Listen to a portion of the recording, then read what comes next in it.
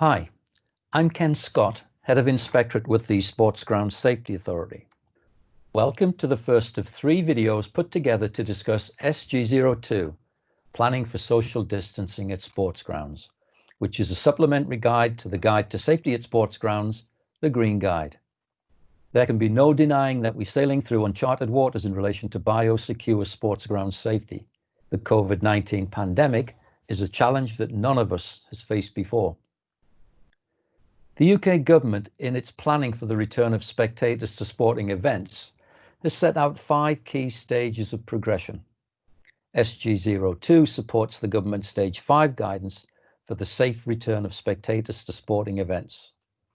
The purpose is simply to ensure that fans can watch live sport with the highest levels of safety. We all recognise that the return to full stadia will not happen overnight, but this guidance gives venue operators the tools to plan for the return of some spectators. The videos also make the presumption that viewers will already be familiar with the content of SG02 and the principles employed in setting safe capacities. So how will it work? Well, essentially the guidance sets out to determine the safe capacity of a socially distanced crowd, following well-established Green Guide principles, but also factors in the wider safety considerations arising from the COVID-19 pandemic. None of this will work without the full cooperation of spectators in continuing to follow government guidance in relation to social distancing and adhering to new arrangements inside venues. Communication between venue and spectators is at the heart of the guidance so that spectators are aware of the levels that venues will be going to help limit the potential spread of the virus, which will enable spectators to carry out a personal risk assessment before deciding whether to buy a ticket. I'm confident that in these strange times, fans will observe the requests of venue operators and respect the new measures in place to maintain social distancing on arrival, throughout the event, and then finally on leaving at the end. It's a big request and not without its challenges, but it's absolutely crucial to many smaller venues who don't have the benefit of lucrative commercial deals and who rely totally on spectators for their very existence. The safe capacities permitted to attend socially distanced sporting events may not be set at levels that will appeal to all, but there's no doubting that it's a major step in the right direction. As with Green Guide 6, the responsibility lies at all times with event management for safety, and this extends to COVID-19 measures. There should be no automatic assumption that sports grounds can reopen with spectators. More that there is a need to assess the venue plans, its procedures, its suitability, together with management capability. SG02 introduces the concept of varying safe capacities. Why is this? Well, primarily because of the different sizes of family groups, also the varying rules of measurement, and the ability of management to maximize and manage social distancing requirements. SG02 uses 1 meter plus mitigation as the basis for its advice, but the document is flexible to embrace other measurements which may be in place dependent upon the jurisdiction in which the venue is located.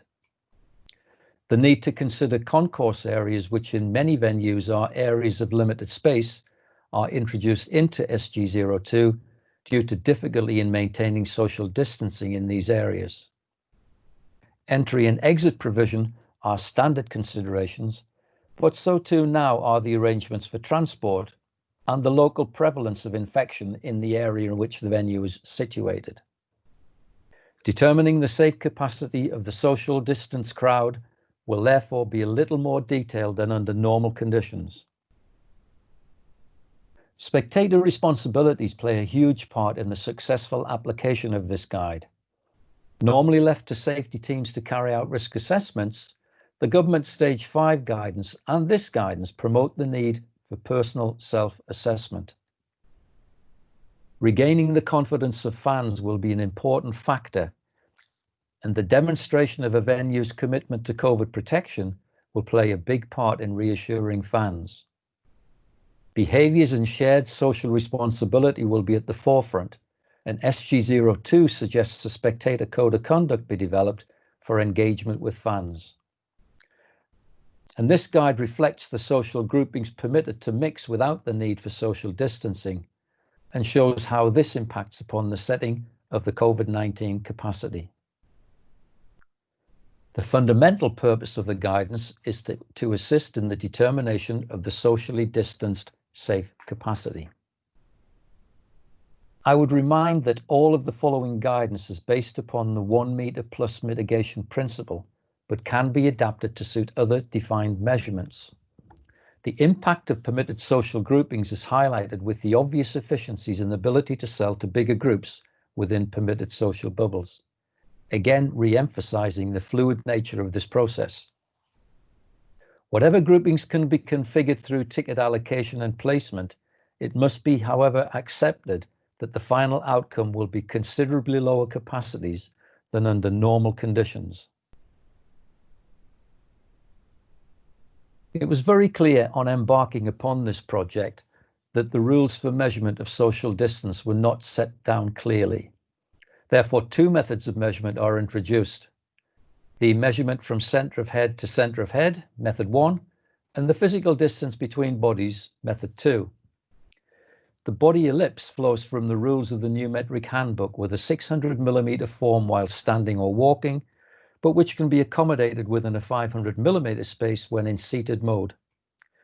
Please note that in application for densities of concourse and standing areas, the footprint of a square of sides 1 meter in the case of method 1 and 1.6 meters in the case of method 2 should be used. Method 1 delivers a 400mm space between individuals when applied, whilst method 2 a physical distance of 1 meter. Please, though, respect the very important words in italics which remind venues that notwithstanding the possible flexibility over method to be used, the responsibility for spectator safety at all times lies with the venue and its policies towards spectator safety. For this reason, I would suspect that some venues may, in the early spectator confidence building stages, employ methods 2 as a stepping stone. This part allows for the factoring in of whether method 1 or method 2 is used. Key considerations here are how many tickets can be put on sale in each row, reflecting the size of the family grouping or social bubbles, the use of successive or alternate rows, and this is where ticketing sales software algorithms will come to the fore, all to develop the most efficient plan for the sale of tickets. The sale of tickets will also be subject to purchaser details to assist in the test and trace of spectators. And it's worth pointing out at this point that the management of the derived social distancing capacity will still be subject to the S-factor assessment when put into practice. This figure taken from SG02 simply shows the overlay of varying size social distance bubbles based on method 1, the 1 meter from head to head, the different seat widths and seating row depths. Note that to allow for social distancing of spectators moving up and down the radial gangways, it's likely that in conventionally designed venues that the end seats in every row will be unavailable for sale. These figures highlight the same, but using method 2 as the rule for measurement. Note here that it's most likely that 2 seats will be needed to be kept clear at the end of rows to allow for safe movement up and down the radial gangways. Other seating configurations using alternate rows are set out in SG02. It is perhaps worth pointing out that the percentages contained within the figures in SG02 are indicative only and should not be applied in any form of calculation.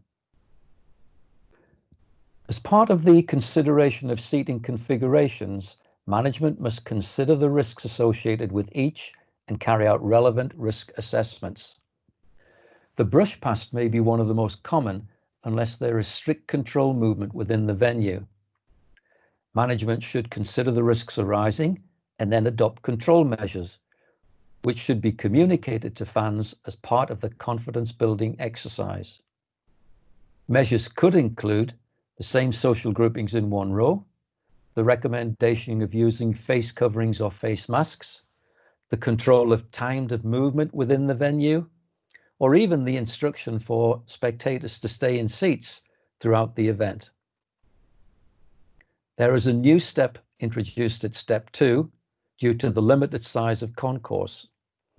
This would impact upon the small size of concourse within the capacity setting calculation method. Mitigations are set out at 8.5, but these could include the closure of concourses or their use for passage only. Similarly, for terraces, a new step is introduced, this time as step 3. Again, it may have a limiting effect on the terrace capacity if amenities are to be kept in use within concourses. Possible outcome could be that concourses may need to close, but again, options are listed at SG02 8.5. This simple figure sets out in graphical form what the two different methods will look like when applied to a concourse area. The need to keep a social distance between spectators on entry and exit will result in slower flow rates. I don't envisage major disruption for this, but the effect will be venue specific. Also impacting will be the redirected routes of movement and entry points taken out of commission due to closeness and social distance measurement. Under Zone 2 movement, that is from seat to place of reasonable safety, the time mentioned in the green guide is normally 8 minutes. However, this will need to be relaxed due to the possibility that movement at the end may be by arrangement of blocks to ease pressure inside and outside of the venue. Should also be pointed out that normal rules would apply in the case of emergencies, which would be driven by the nature of the emergency. In writing a guide such as Green Guide or SG02, it becomes very apparent that sporting venues come in all different sizes and shapes. And so to write a document that will be truly bespoke to an individual venue is not possible. Recognition is given here to this fact and in the sports grounds where crowds are more transient and the enclosing space can be very large with less restrictions on internal movement.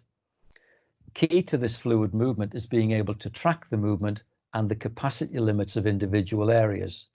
Notwithstanding all of these variables, it is still felt that SG02 will give some very useful points, factors to consider in the re-evaluation of venues in the COVID-19 scenario. There are 2 more videos in this series covering chapters 3 and 4, management responsibilities, and chapters 5 to 9, which cover all of the movement and circulation elements. We'll be holding dedicated webinars on the guidance at the start of September, and there will also be a training course available.